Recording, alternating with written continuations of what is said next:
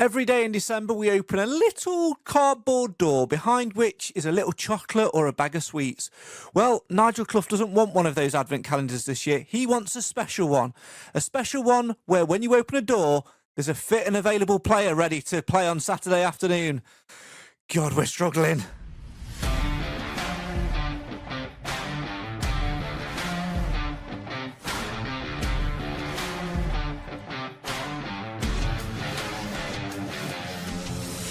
Losing at Cardiff seemed like it was always going to be on the cards, to be fair.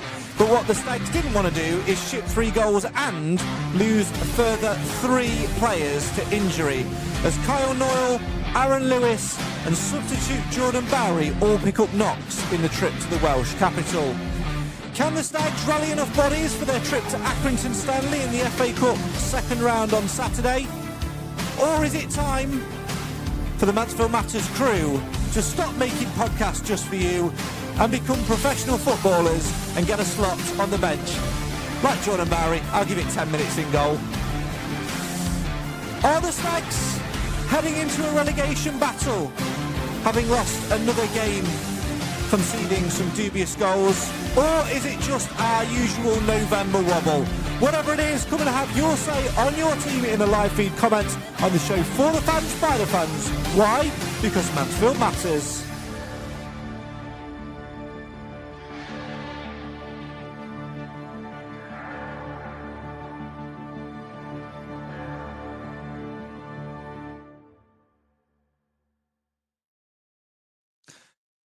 Hello, good evening and welcome to the Mansfield Matters Podcast, the show for the fans, by the fans. Why? Because Mansfield always matters.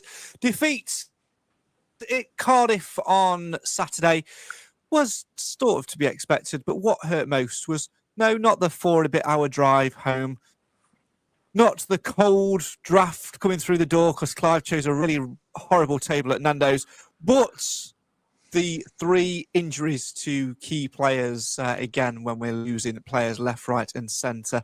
Very frustrating. Who's going to get the boots on Saturday? Are we going to get through the second round of the FA Cup? Lots to talk about. And joining me to talk all things Mansfield Town and discuss Cardiff, look ahead to Accrington and much more in between. Let's say hello to not 1 but 2 intrepid followers who joined me on the trip to Wales on Saturday. They are the man who chose the worst seat in Nando's. Good evening, Clive. Guilty as charged. And the man who, throughout the trip home, was being felt up by Clive in the middle seat. Hi, Nick. It was an experience and a half. We should probably put some context to... No, leave it there. Leave it in the air. Dear. We were 3 in the back of Craig's car, which made us a little bit cosy. Yes. And Nick was getting leg cramps, so he had to keep moving his leg over onto my part of the back seat. And as a consequence, I ended up touching him. Yes. Inadvertently. Yes. Worse things have happened. 5 times. Matters away journeys. That is absolutely for sure. As ever, come and have your say on your team on the show for the fans, by the fans. Why?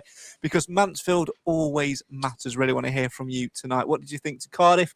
Have we got enough players for Accrington and all of that stuff in between? Well, let's start with Cardiff then, shall we, Nick? It was a result which we expected, but the most worrying thing was getting back in the car and hearing that not 1 but 3 players had had the injury curse. Because when we left the ground at 3-0 with about 5 minutes to go, it was only Kyle Noyle carrying a knock, and we subsequently learned that Aaron Lewis and Jordan Bowery had got knocks as well. Yeah, it gets worse, doesn't it? I don't know how we manage it. I honestly, I have no clue. I mean, I don't keep up with other clubs' injuries, so I don't know what the other clubs are up to. But they can't all be as bad as this, can it? Well, Jordan Bowery was trying to kick the ball or something, which is the whole point of playing football. I don't know what he was doing. Obviously, we lost Noyle, and it's strange. There's some sort of there's something going off, and I don't know what it is. We can't have this many injuries season after season after season.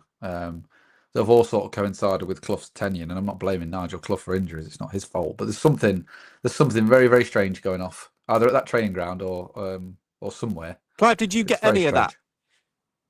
Yeah, why? I didn't get a word of it. So that must have been crystal clear for everybody at home. But literally, like, I just heard it. Well, let me qualify. You are coming over a little bit lispy, Nick. And I don't know. I can try and log out and log back on again. Yeah, and but why you're not getting any of it? I don't know. Anyway, shall I pick it up from there while he's logging out and logging in? Yeah, please do. Thanks, Nick. Oh, Dad, honestly, technical glitches tonight. We've got more technical glitches at Mansfield Matters HQ than Nigel Clough's got injuries. You move the Wi-Fi router to allow the better half to put the Christmas tree up, and it causes all sorts of chaos. Well, Carry on, Clive. I've already told you off for putting a Christmas tree up, but there you go. It's a phenomenon, and nobody can explain it, including the people who run the team. I like Nick. I have no idea how other clubs are faring. Injuries aren't peculiar to Mansfield. It's just the incessant, almost predictable collapse of players during this season, last season, and the season before. It's just grinding, isn't it? We need a squad of about 40 players if we're going to survive properly in the league like this, if we're going to have this amount of attrition. It's worrying because, to pick up knock after knock after knock, you get players back and you think that you're in a good position to be able to return and to be able to really dig your heels in and do something. But ultimately, you just keep getting setback after setback after setback. And I think what's worrying for me, Nick, is more the fact that a week or so ago we were thinking, all right, we might be a little bit light on attackers, but we've got defensive cover and we're all right in that area, so we can mix it up a little bit as we did. But now you add in Kyle Noyle with an injury, you add in Jordan Barry with a little bit of a knock, and then Aaron Lewis in the middle, where we're already extremely light in central midfielders anyway. It becomes a huge headache. I wouldn't like to be Nigel Clough. No, I assume you can hear me now, by the way. Is that better? You actually can hear me? Okay. I don't know what was going off there. My internet. The Mansfield physio team was sorting out my headphones, I think. So they broke. It's they just come in droves, don't they? Our injuries. I'm sure we had a period at the start of the season where everyone was fit for like a week. It's like, oh, this is great. And then they come in droves, don't they? And yeah, he's gonna have to rethink the system again. I don't think he can play the system he played on Saturday. I don't think he's got the personnel to. But I guess I don't know whether he's going to have to play some of the youngsters. I don't know. Maybe he just builds a team around what he's got. I guess is all he can do, can't he? Because he's also got to think about players who potentially could do without playing as well. Just because they're available doesn't mean necessarily they should be playing as well. So he's got a bit of a headache, I think, Saturday. It's going to be an interesting team when 2:00 comes around. I think one thing that I would be very surprised if Clough did, Clive, would be to actually play youngsters. He might fill the bench with some under 18s and the likes of Jack Goodman, who is available, by the way.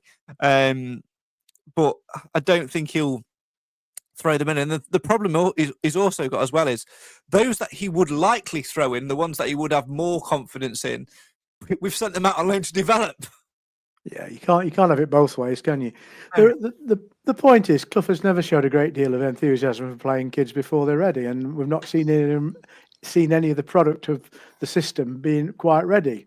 But there's a 2 or 3 of them now that really need to get a chance. Whether this is the time to do it, I don't know. It depends how much importance Clough places on winning the second round of the FA Cup. I think he's going to struggle to get a team made up of purely first teamers anyway.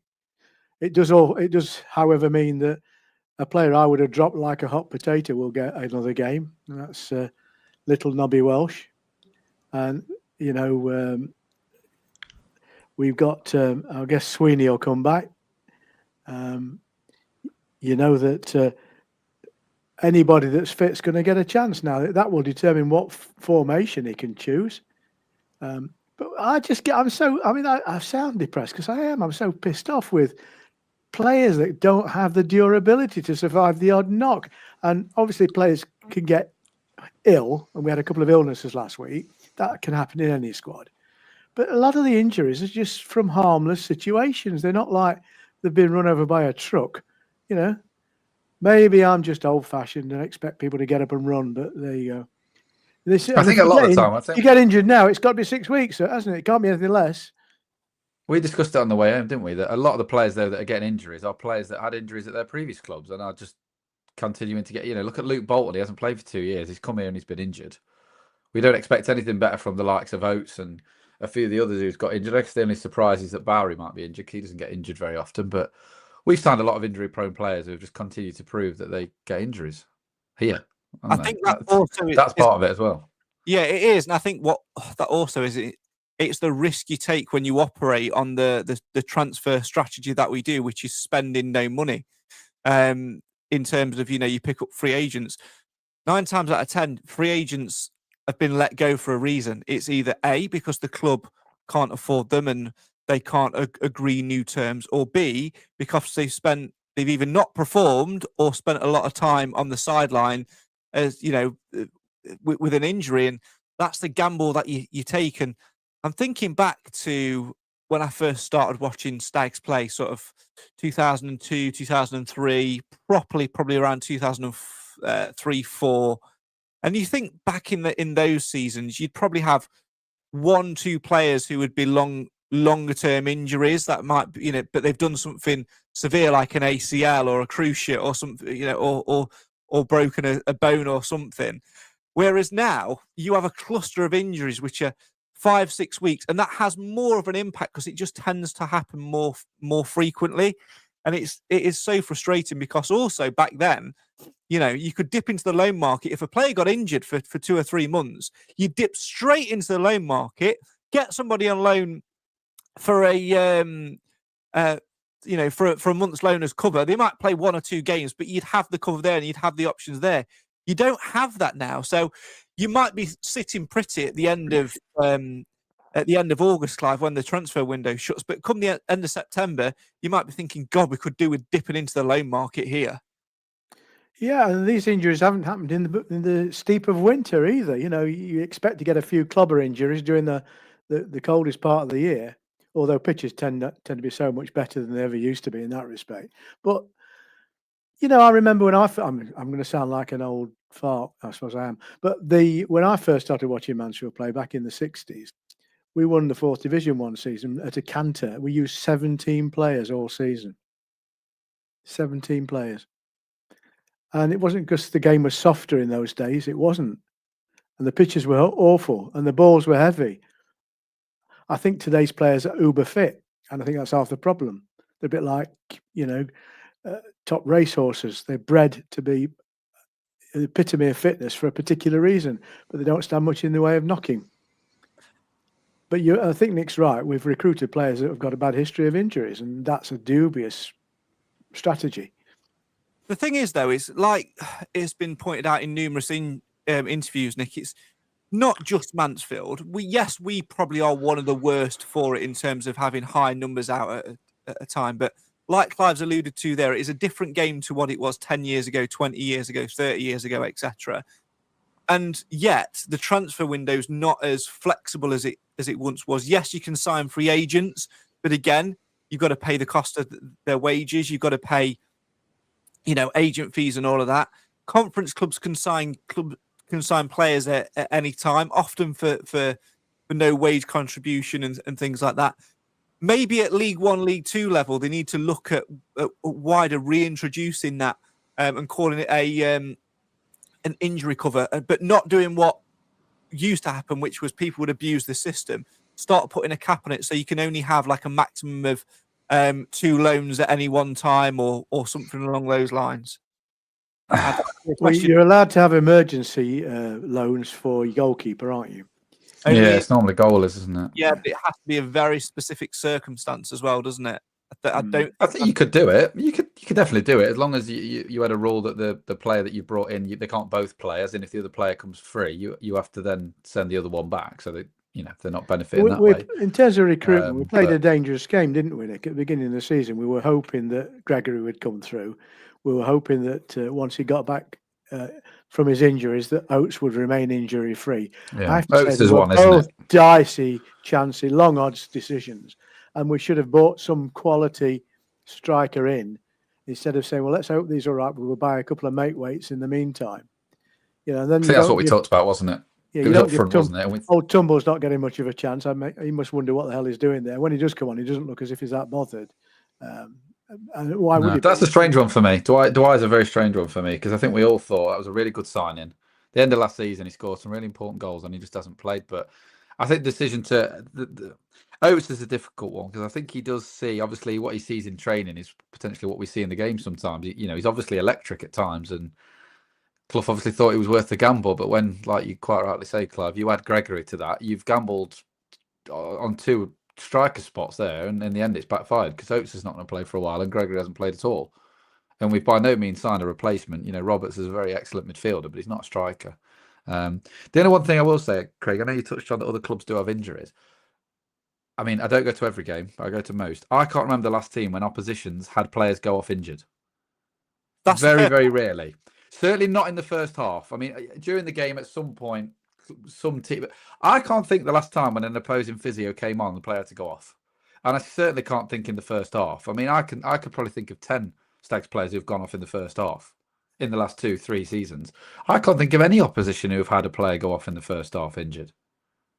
I just can't. I might be wrong, and I'm sure somebody will be able to maybe point the exception that proves the rule. But I can't think of any team who has players going off on the regular and having to, change things about to the point that we did. And I'm sure we'll touch on it. But one of the things that didn't help Saturday is we had an injury, and Clough actually moved 5 players around to make 1 sub. I don't think that helped either, and we do that quite a lot. Rather than just bring Bowery on at right back for Noyle or whatever, we end up 5 players just shifting around the pitch, and they're all looking at each other going, "Where are you playing now then?" "Oh, I'm playing there." "Well, I thought I was playing there." And that's why sometimes when we get injuries like that, it unstabilizes us completely, not only for the following games, but also the game that it happens in, because we just, to make 1 change, we make 6, and it's bizarre, but whatever. Beyond all that, though, we did have a few patches of being very competitive in that game against Cardiff. Should have scored as well. With a bit more of a strike force, we may well have bagged a goal, which could have changed the complexion of the game. As it was, we were well beaten by a superior side. As I said in one of my very few Facebook page comments, that a cracked team played a crocked team, and that was the reality. And they were oodles better than us in most of the positions on the park. And that's probably because they're being paid 4 times as much on average as the Stags players. You're bound to get better quality for better wages. And so we went there not expecting to do anything, and we didn't do anything. And we can't really be upset about losing the game. But as Craig said, to lose players the way we did, it's so galling. And damn well now, it's not those 3 points that matter now. It's the ones we don't get going forward because we've got such a flimsy squad. Absolutely. Keep your comments coming in. Have your say on your team. Let us know what you think about all things Mansfield this week. Richard's been in touch and says, "Hi guys, we played really well for the first 25 minutes of the second half, and a goal during that period could have made it interesting. However, as in a number of games this season, we failed to score when on top, and Cardiff went up the other end and with their first attack of the second half scored, and then it was only one-way traffic. Our injury problems then showed up as our subs made no impact whatsoever and actually made the team worse for the 3rd game on the trot." I think that's a fair point as well, because despite having those injury niggles and not having some players available, a case in point was, having to play. We changed system in that game. We went to 5 at the back, a 5-4-1 with little Nobby Welsh making absolutely no impact whatsoever. So it was like playing with 10. Will Evans up front on his own, bless him, was trying his absolute socks off, but couldn't get a sniff. But eventually, when we did settle into the game, Nick, in that second half period, we had a couple of chances, and you just felt if one of those went in, it would have been a different game. But Nigel Clough was damned if he did and damned if he didn't. It felt like for a lot of that game, especially in the first half, we were just there to try and be as tight as possible and try and either nick a goal on the counter or just come away with a very lucky point. I think it was probably a bit the latter, because I do think Nigel probably tried to play a bit of a counter-attacking team, but the fact that he had Aaron Lewis and little Nobby Welsh as the 2 sort of wider players in that midfield to get up the pitch was astounding, because they ain't that.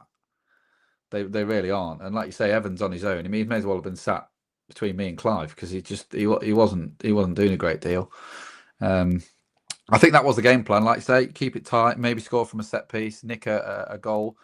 The frustrating thing a lot of the time was that if you're going to play 5 at the back wing backs, you've got to get it to your wing backs. Maka wasn't doing enough on the left. The only player really who sort of worked that system was Hewitt. And I thought he looked really, really dangerous down that right-hand side in the second half. And there was probably 10, 15 minutes where they didn't look like they'd come out the second. I think they thought the game was won for a bit and that we offered nothing. And all of a sudden, when we offered a bit of something, we rattled them for a good, maybe like Richard said, 25 minutes. But then the second that we missed that chance with Evans, we just heads went down and that was it. But the five at the back, we've said it, haven't we, numerous times on here. We haven't got the players for it. You need wing backs in that system who have got to be as good going forward as going back. They've got to be quick. They've got to be strong. They've got to be powerful. They've got to get balls in. They've got to get stuck in. But then you look at Hewitt and Macca and even Noyle and Blake Tracy, then Cargill, whoever plays out the wide there. They're not that. So I don't think maybe as a one-off it might have worked, but it's not the answer, is it? I understood, Clive, why he did go for five at the back at Cardiff. We sort of mentioned it on last week's podcast, with the lack of forward attacking players in being unable to play that 4-2-3-1 system without the likes of Hendry and Tyler Roberts. So I understood why we went to that five at the back system. But what the most concerning thing for me about that is that our biggest attacking threat came from our right wing back, who spent the last 6 to 8 weeks out injured and can only get through 65, 70 minutes at a push on a good day. And it just leaves you gasping a little bit and thinking, what are we doing? Where's this going to come from? And even when these attacking players are back fit and available, we still need something to really grab our attention and to really take us up a level, because we have no plan B. The plan B cannot be to get the ball down the left flank and hope to God that your right wing back gets in the box to get on the end of a cross. That's not how to play football. Well, it's not that constructive, is it? It smacks of last gasp. But the reality is, we've said it over and over again, we haven't got the personnel up front, either by design that's gone wrong or just bad luck because of injuries. We haven't got those varieties of choices at the front. We've been blessed with having a good selection of players at the back, but we've not found the right format of those either, because Sweeney came, we all thought he was going to be great, and he's turned out to not to be. And that's probably a bit unfair on him to say that. But we've got, we're strong. We've got 3 left-footed centre-backs, and we've got issues in midfield at the moment, because of the midfielders, they can't all play can't play alongside each other. I'm not sure whether Reid would have made much difference if he'd got a different partner. I don't know whether, McConnell's doing his job. I think he's probably the best player on the park in midfield, but he can't do it all on his own. And Aaron Lewis, he's a great little player, but he's not always on the ball. He can't be relied upon. And I like him to death. And if he replicates the goal at Accrington on Saturday he did 2 years ago, I'll be delighted. But you're right, we've got players who, and listen, we can't be surprised about players being played out of position. It's very much a Clough thing.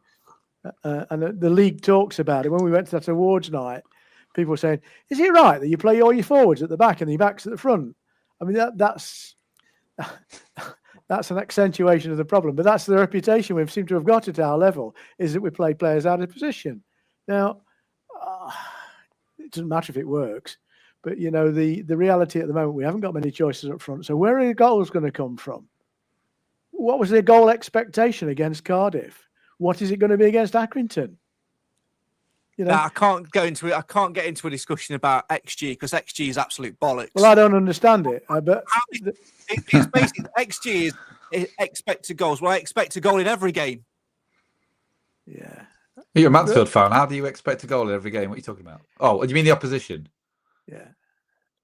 We've made silly mistakes on Saturday that resulted in goals. I say mistakes.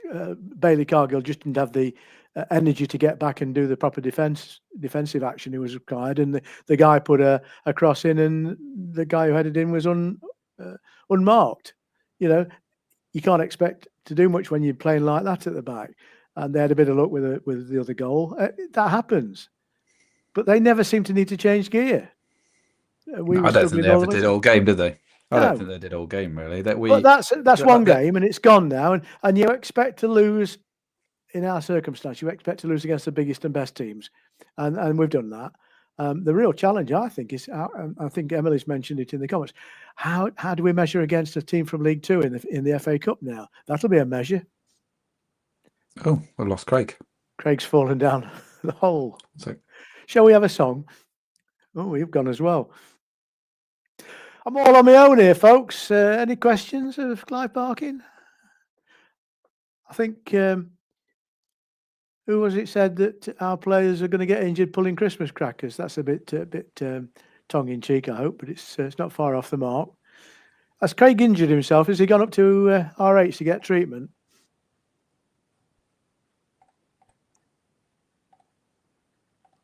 I'll go and put the kettle on. there we go. It's better. It's all right. When Craig went off, my headphones just decided to turn off. Does it every time. Craig's sick of us. Don't know what was happening there. Very strange. Can you hear me, Clive, I assume? I can hear you, and I dare say people out there can hear us. The technology, eh? We, as I was saying before Craig dropped off the planet, to lose against the top teams in its, oh, flipping heck.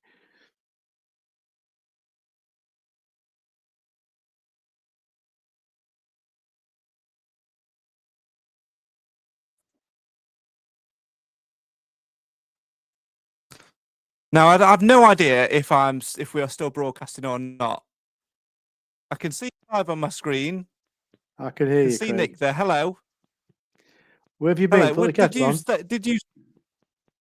No, I'm having so many technical problems tonight. You two keep glitching out left, right, and centre.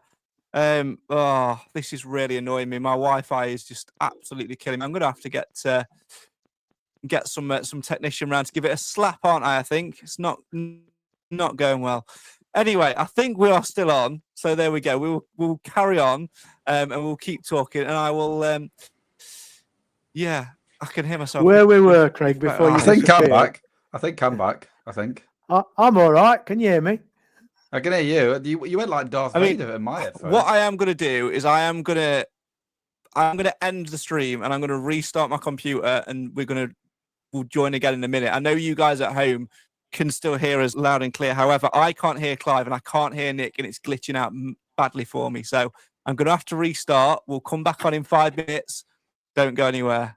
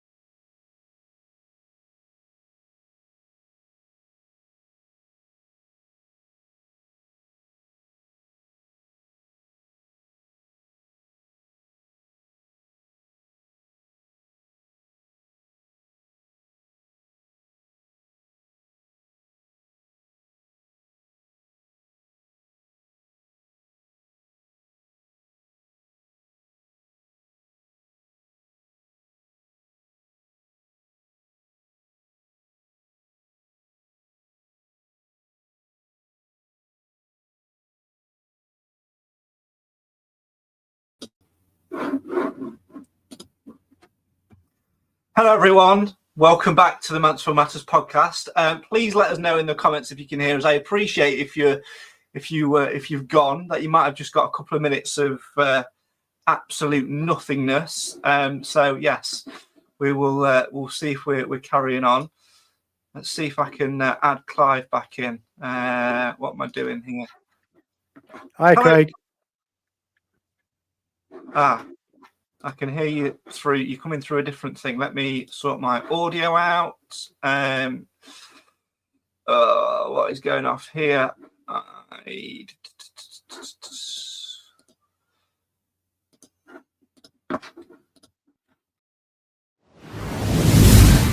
Protect what matters most with Actifier Limited. Your trusted local fire safety experts in Nottinghamshire. Proud sponsors of the Mansfield Matters podcast. From fire extinguishers and alarms to emergency lighting, pat testing and risk assessments, they've got everything you need for your business to stay safe. Affordable, reliable, professional. Because when it comes to fire protection, there's no room for compromise. Call Actifier Limited today or visit actifier.co.uk. Be ready, be safe, act now. Actifier Limited, proud sponsors of the Mansfield Matters podcast.